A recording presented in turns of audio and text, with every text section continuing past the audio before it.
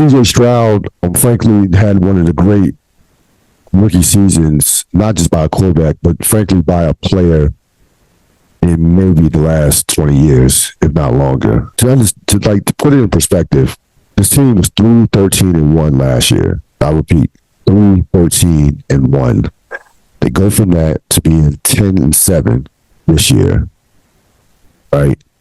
30th in total offense to 13th in total offense. It is very rare that you see a rookie at any position, let alone quarterback, have this type of impact immediately on the team, on the franchise, and immediately turn that team into a winning franchise. You've seen many quarterbacks, Hall of Fame guys, get the shit kicked out of them year one, and it take 1, 2, sometimes even 3 years for them to break through.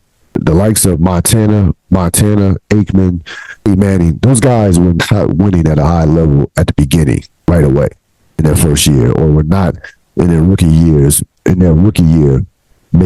having this level, having this type of impact on the game and on the winning. Now, Peyton Manning's first year, we knew that this dude was going to be special, even though they were 3-13. You could just, talent still came out despite the fact that he had more interceptions and touchdowns. It was just the fact that that team was small.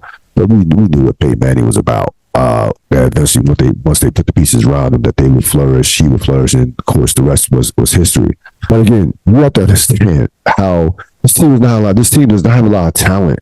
They don't have Pro Bowlers up and down the board. They have Nico Collins is a very good player.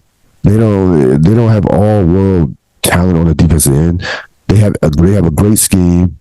They're extremely well coached. Nico Ryan certainly is in the conversation for Coach of the Year. It deserves a lot of credit as well. But again, this was not only one of the worst teams in the league. More importantly, we discussed about how good Buffalo's culture was this year and how that turned their season around. Well, Houston last year and coming into the season had one of the worst cultures in all of football.